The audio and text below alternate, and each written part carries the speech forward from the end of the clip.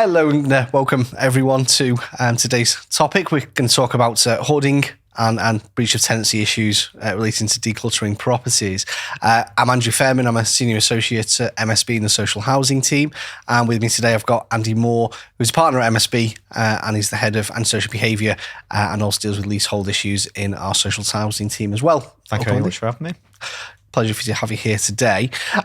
So what we want to look at really is what the issues are surrounding hoarding and what the risks are, and then go on to look at what the options are effectively for social housing providers when faced with issues over hoarded properties. It's an issue, isn't it, hoarding? It's a risk for many factors. It's a risk in terms of how social housing providers can deal with it, but of course it provides a health and safety risk as well, doesn't it, for the tenant that's living in a hoarded property and therefore the wider surroundings as well. Absolutely. It can be a massive risk issue for our clients, and also in terms of the individual, although sometimes they may not realise at the time, but it's not conducive for a fantastic way to live either as well. So it can't be, making them particularly happy and healthy in their home. And of course, we've got to remember that hoarding is actually a recognised condition, isn't it, as well, in terms of being a protected characteristic under the Equality Act. It is. I remember when I started in housing law, it wasn't a disorder in its own right, and you'd look at other disorders that might and other mental health issues that may play a part in it. So, early medical reports we used to get. Issues with anxiety, depression that might lead to keeping items in the property, or obsessive compulsive disorder with obsessive hoarding on there as well. And it's only more in the more recent years that hoarding disorder has been recognised in its own right as a disorder itself. Which then puts an added risk and added elements of how to manage those issues effectively, doesn't it? And of course, you've got those legal considerations for a social landlord to consider. You've got the element that a safe and habitable home must be provided by a social landlord, of course, but when you've got difficulties with a tenant that has that hoarding disorder, it's balancing those two factors, isn't it, that are at play? Absolutely. And in terms of, there's such a range of difficulties. I mean, if you look at providing that safe and habitable home, first thing is, one, can you get in the door to actually do that check? Because I think we've all seen properties where it's impossible to open the front door. I remember, absolutely. Back when I used to do client visits when I worked on the other side, going to see people where, you had to try and squeeze through the door. And we know that that's a fire safety issue because there's not safe access and egress to the property. Yeah, of course. So first of all, getting in the door to actually find the condition of the properties might be difficult in its own right. And then once you're in there, how do you actually assess the condition of a property if you've got a large volume of items and you can't see, if we look at the strict legal definition of disrepair in relation to the structure and fabric of the property, if you can't see the walls and you can't see your plug sockets and you can't see your wiring, how do you know whether your property is in good repair or not? And to pick up on that, in the current climate where there is more emphasis on that compliance element in terms of you've got electrical safety checks, which historically may not have been carried out as regularly as they are going to be now and will be going forward. You've, of course, got those emphasis on the damp and mould issues as well within properties relating to this repair.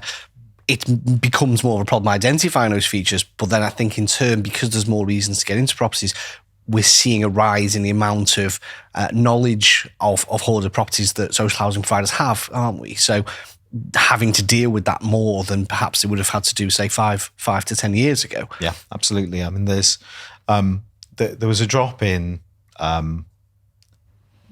say most clients, there was a drop in the usual neighbourhood visits. I mean, there used to be, either the half yearly or the annual check that was carried out by a housing officer on their patch. And of course, a lot of client structures have changed in terms of the various teams that they have. And it might be, if there's gas in the property, that 1 year check might just simply to do the gas certificate. Yeah. And so if you've got a gas safety operative whose focus is squarely on dealing with gas appliances in there, unless they are trained and given the knowledge to look out for these issues, that's not going to be their primary focus. No. They're going to be looking squarely at the safety of that. So that might be the only annual check, unless there's other problems which you've got with the tenancy. There might be no other reason to go out on a yearly basis to that property. So you don't know about the issues. And then with the electrical checks, you say it's usually a 5-year period that people have on that. So let's say we've got a property that doesn't have gas in there. If there are no issues in there, then in theory, we might only look at the condition of a property, or our first check to look at the inside of a property might only be on that 5-year check. Yeah.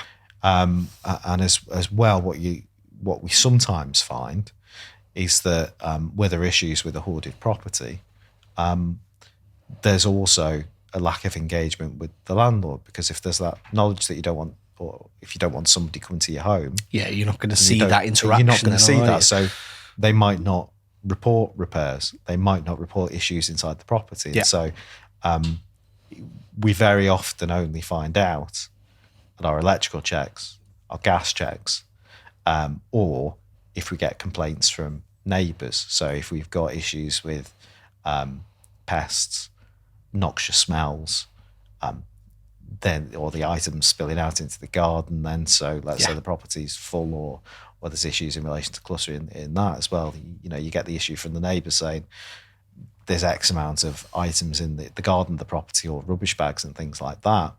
And that might be the first time we find out as well. Yeah. And in terms of dealing with those hoarding or cluttering issues, of course, your starting point is going to be tenancy agreements, isn't it? Most tenancy agreements will contain a clause in relation to the property condition or the garden condition, and that being held to a certain standard, and the tenant will have agreed to that. So on the surface of it, allowing that element of clutter or of a hoarded property is effectively a breach of that tenancy agreement, isn't it? That's right. Because of that protected characteristic that we've got with hoarding now, it's not as straightforward, is it? And whilst you've got your legal approach that you can look at, you've obviously got your usual remedy of an injunctive relief for correcting a breach of the tenancy agreement, or potentially possession proceedings as well, depending on the scenario. There's an extra element, isn't there, though, first, before you get to those stages, in terms of that sort of compassion and sensitivity towards the tenant that's experiencing those issues. And there's something to be said as well in terms of knowing what is a genuinely hoarded property, and also what is an untidy or unkempt property as well. Which is where your clutter scale comes in, doesn't it? And exactly. That's a useful tool to have. Yeah, absolutely. And the clutter scale, I think, is devised a number of years ago in terms of rating properties from scale of 1 to 10 in terms of, and it goes through from room to room on a pictorial scale. And of course, there's an element of subjectivity when it comes to going to a property and looking at a property, because everyone has their own personal views of what's untidy and what's a problem. And the clutter image rating scale is designed to try and bring in a bit more objectivity into that, to rate it on that scale instead of what's your personal view, because some people might not like having a couple of laptops on their coffee table, but for other people that's not going to be a problem because it's functional. Yeah, of course. And of course you've then got the Equality Act to consider, haven't you?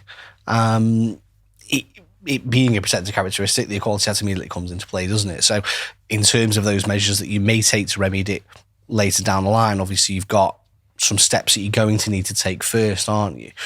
What would you ordinarily wish to see before you consider any legal action to be taken? First of all, fundamentally, you're going to want to have a policy. Yeah. It's quite crucial, isn't it? Everything. So you've mentioned the tenancy agreement. It's having your clause in your tenancy agreement. It's then having a policy to deal with property condition as well. And ideally then a procedure which runs out of that.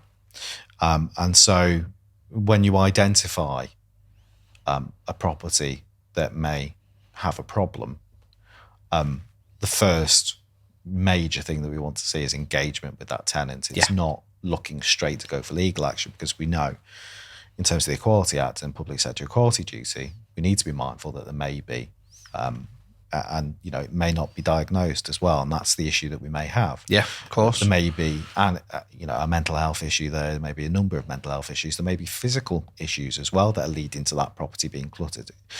tenant may have mobility issues. That means that simply getting around the property, it is difficult for them to clear up, and it might not be that they've got hoarding disorder. So in terms of that engagement, it's really from a non-judgmental perspective. Yeah. And that's where I say about the objectivity that comes in with the clutter rating scale, is having those honest conversations and seeing, one, is the property unsafe? In terms of if the property is unsafe, it may have to accelerate how we deal with it. And unsafe it could be in terms of fire risks for access and egress, but also in relation to pests and things like that. So the first thing is rating the safety of that, and then having those conversations with the customer to try and sort out the issues, and that's whether or not that's clear expectations that can be put in place. So having a very clear communication process and a clear way of engaging with that tenant, which, as you say, can come from your policy primarily and any procedure as well, so that each person knows exactly what they're doing in each scenario. But of course, hoarding cases will never be a one-size-fits-all approach, and you're going to have to tailor what you do, aren't you, in terms of that engagement specifically. And then you're looking to inspect the property, aren't you, I think, as well, on a regular basis to try so and it's signposting as well with that to appropriate organisations. And, it might be asking for permission to share with social services, GP, to see if you can try and get support in place if the customer hasn't already got that. And really trying to build that support network, other family members and people like that, to try and really give the customer the best chance to sort the property out. That's what we want. We want to keep letting properties. We don't want to have to take legal action. And then out of that, building a plan with the customer. And if you can get that engagement with the customer, that's the best position to be in, is to work with them. Because as we can see with hoarding disorder, as we know, and the approach that's been taken was a lot in the past, was landlords going in, removing the items, property's clear for a while, and then the pattern would follow again. Even that process of removing the items can be incredibly distressing for somebody with hoarding disorder or the linked issues that they've got, because it might be that subjectively we see an untidy property full of rubbish.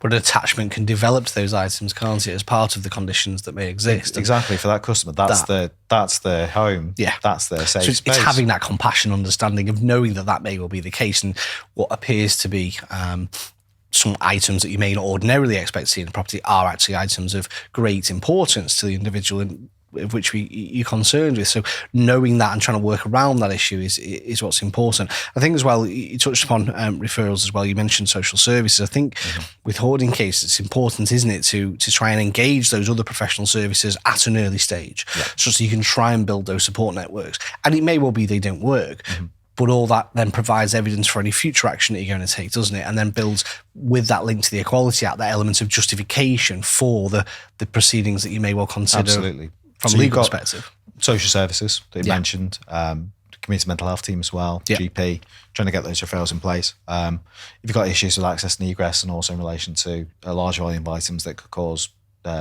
fire risk in their own right, by flammable and make a fire more intense, fire brigade, again, can come out and manage that. And there might be short-term measures that you can put in place in terms of creating fire plans and risk assessment with the fire brigade. And you've got small steps that can be taken, which could be creating pathways in the property that means it's safe for somebody to access and egress, while the larger issue is managed over a longer period of time. So you look at it, a multi-layered and timeline really of addressing risk on one side, that's so important that we address, and it is risk to health and safety, isn't it? That's got to be considered. Risk to life, ultimately. Potentially. And then at the other end of the scale is the ideal home property condition that we want.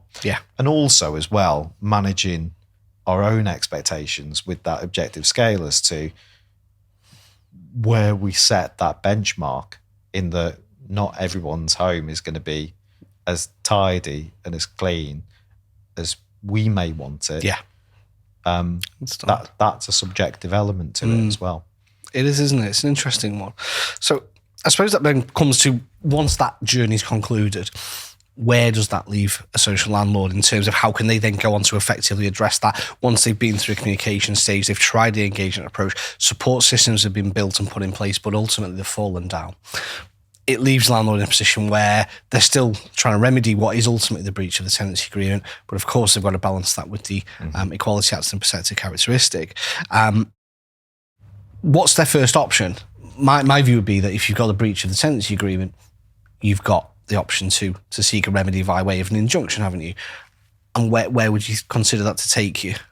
So in terms of injunction, our basis for that, there might be multiple elements to it. The primary cause of action is going to be a breach of tenancy. So it's going to be a claim arising for effectively specific performance. Yeah. And that's putting the property back into the condition that it should be, an injunctive, prohibitive or positive steps on there for them to put the property into a clean and tidy condition, or even other aspects of it for allowing access in relation to clean-ups of the property. But again, as I mentioned before, that can cause some distress depending on the circumstances. There may also be antisocial behaviour elements on there. So it could be that it becomes a hybrid claim. Yeah. Where the Antisocial Behaviour Crime Policing Act comes into it. And the cause of action could be effectively it's causing a housing-related nuisance to the neighbours. Yeah. So injunction is going to be would in theory be the primary remedy on that. The other alternative, as we know, is possession. Yeah, it is. But I think in light of what we've suggested of having that compassionate understanding and considering your lesser measures first, going through your process of that justification, particularly with that Equality Act element, your injunction's almost certainly got to be a starting point, hasn't it, to give it a try. And what you do in obtaining that injunction is, if it doesn't work, you're then evidence building ultimately to then go on to seek your possession proceedings, which gives you a greater level of justification for taking that action because you've tried that lesser measure, you've been able to justify that lesser measure, and it hasn't worked. Therefore, what other option are you left with, really, isn't it? The status quo can't continue, can it? Notwithstanding the fact that someone is suffering from that protected characteristic. It's important to take a case-by-case basis, and that's so important throughout the whole of this process. Yeah. It is understanding the individual and trying to deal with that. And certainly, in most cases, you'd say that an injunction is probably going to be the first remedy that you try. If you've got very clear evidence in terms of the engagement on there, and let's say you've got those services involved who say effectively there is no way that this person's going to be able to manage this property, it's unsafe, and they're unwilling to or unable to engage with any process of clearing that property, whether themselves or through ourselves in terms of doing that or with the assistance of other services, then it might be that an injunction isn't appropriate. But from your justification exercise, you need to be able to justify why it wouldn't be appropriate in those circumstances, and that you might, in those circumstances, skip straight to possession in those particular cases. But I think, as I say, I think you're right in terms of most actions. For possession, the court is probably going to want to have seen that you've gone down the injunctive route first, or tried to address it that way. And I suppose there's also some potential creative solutions, aren't there, as well? I know on matters we've worked on in the past, we've looked at decants of individuals, haven't we? Both by agreement into properties such that they could be cleared and the issues addressed, also forcibly potentially through an injunction order. Yeah, I mean, and this is very much being led by the expert evidence that you get in a case, because it comes down to weighing up those options. And again, this is on a scale there, isn't it? In terms of, okay, is it safe? No. Yeah. Or is it a good environment to live in? No. Would a clearance of the property be distressing to them? Yes, it may be distressing to them in the circumstances. Would possession proceedings be distressing to them? Yes. What would be worse for that individual? Yeah. Losing their home, or being subject to a clearance which is managed in terms of maybe a decant from the property so they don't have to see it. Yeah. And then, and this might not just be one clearance. This might be a plan for multiple clearances over a number of years, and it really does span as to the particular landlord and the particular individual, as well as to what's going to be done to keep this individual in the home sustainably. And if there is something to be done, it might be appropriate to have a plan in place, particularly with other agencies in place. So you've got social services on board, and even if it's the case with the tenant funding through their own social services payments they might get in terms of uplift in disability benefit, maybe for a funded clearance to take place every year, 6 months. Yeah, sort of a crisis clean. Yeah, crisis style. clean, a managed and a very managed crisis providing that support remains in place. And I think that support staying in place is important as well, whilst you are even considering legal proceedings. Not writing off that support system is important to keep that in place throughout that, because even if you are looking at an injunction order, the success of the injunction order may well be based on whether that support system remains in place following legal proceedings being brought, isn't it? Yeah. Okay. And then if you've got that managed plan in place, if that's not working, maybe then you have to switch to possession. Yeah. So you've got your possession proceedings there. Of course, possession is always a last resort, but very much so in the scenario of hoarding cases. But it doesn't mean that you can't utilise that tool to try and seek the desired outcome. Yeah, absolutely. That you want, which is ultimately remedying the problem and the risk. Yeah, absolutely. And, you know, ideally, if you've got one of those managed systems in place, what you want to have alongside that is those appropriate referrals to other agencies to try and help the tenant with their own mental well-being and deal with the disorder that they've got and get treatment for that, which means over time, that managed process may not need to be as intensive as it is at the start. Of course. You know, if everyone is involved in that. And then what you get is the ability to manage the tenancy effectively going forward, don't you, ultimately? And then hopefully in a position where it becomes sustainable, you know, just general stock on that basis. Yeah. Thanks so much, Andy. Appreciate your input today. Lots to chew over there, and thank you for joining us. Hope it's been useful. Please do check out our further information on our website, also on our Twitter and on our LinkedIn as well. And if any further queries relating to hoarding, cluttering in properties, please don't hesitate to get in touch. Thanks very much. Cheers, Andy.